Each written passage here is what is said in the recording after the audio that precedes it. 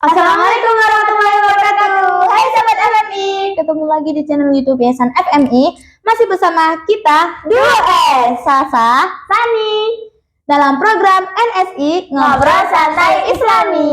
Gimana nih kabar sobat FMI di rumah? Semoga sehat ya. Amin. Hari ini kita mau bahas tentang generasi Islam, generasi gemilang. Apa sih generasi gemilang itu?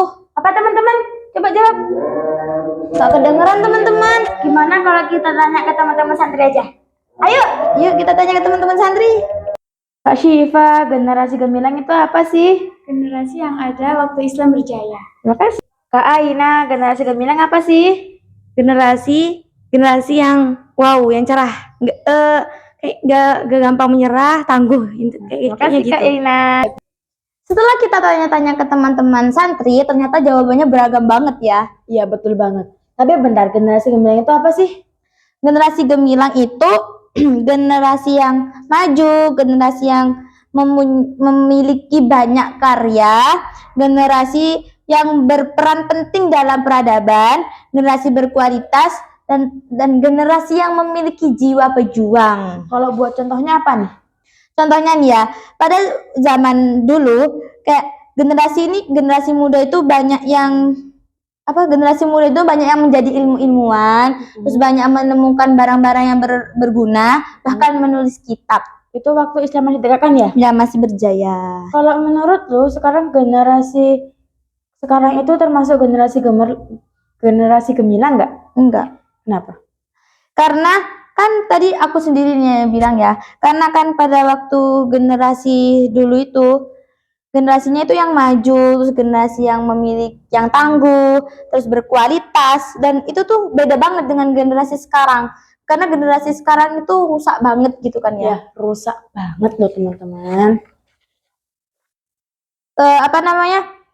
Dan generasi sekarang itu udah nggak haus ilmu, terus hausnya gadget, hobinya tawuran, hobinya pacaran, dan berbuat kriminal. Dan itu dan minim literasi, mentalnya lemah, bla bla bla, dan jauh dari kata gemilang. Dan menurut lu penyebabnya apa?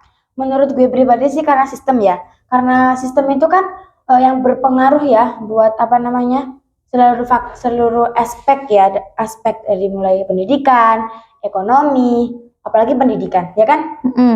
Padahal sistem pendidikan dan sistem pemerintahan itu adalah kunci dari terbentuknya generasi gemilang. Betul banget kan? Kalau kita lihat sekarang nih, udah pendidikannya nggak bermutu, terus pemerintah itu gagal buat mengayomi rakyatnya, apalagi pemuda. Kalian lihat sendiri kan, pemuda sekarang itu sibuknya apa?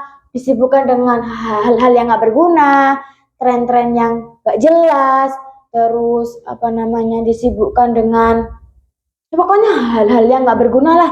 Kalau kalian tahu, dulu trennya anak Islam dulu itu kalau dia balik belum hatam Al-Quran itu aib. Jadi sebelum dia balik dia tuh harus hatam Al-Quran. Kalau sekarang trennya apa? Trennya kalau nggak punya pacar nggak gaul. Wah, betul banget. Kalau nggak rokokan nggak gaul. Dari trennya aja udah kelihatan kan rusaknya kayak gimana, ya kan Kak? Nah, bentar aku mau tanya nih. Berarti di generasi sekarang ini nggak ada generasi gemilang dong? Ada. Di mana? Di Palestina. Oh iya, di Palestina. Di Palestina itu kita tuh patutnya kagum gitu loh. Karena apa? Walaupun mereka itu tinggal di negara yang nggak layak huni, tapi mereka tuh tetap tabah, tetap sabar, dan tetap bersyukur atas apa yang Allah kasih. Dan harusnya tuh kita iri sama mereka. Karena apa? Mereka tuh punya ladang, punya kunci surga, yaitu syahid.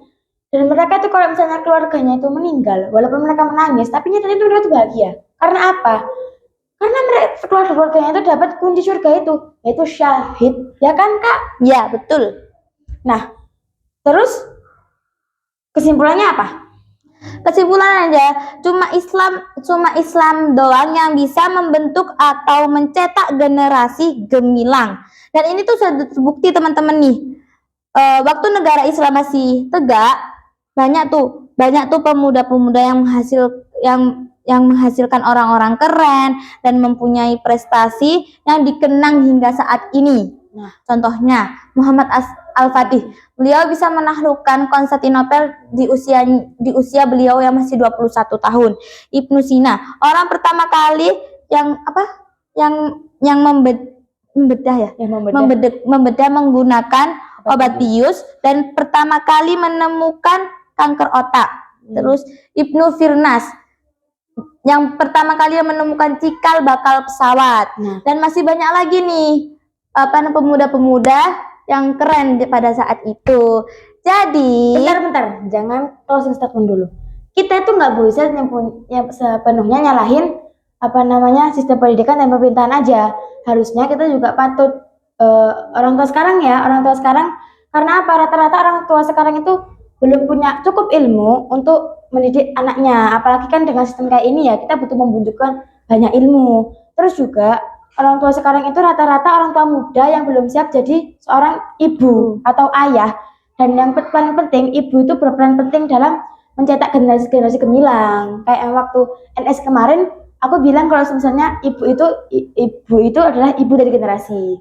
Nah, terus jadi intinya kalau kesalahan sistem itu sudah sampai mengakar kemana-mana gitu loh teman-teman. Nah, solusinya dari kata Kak Salsa cuman sistem Islam.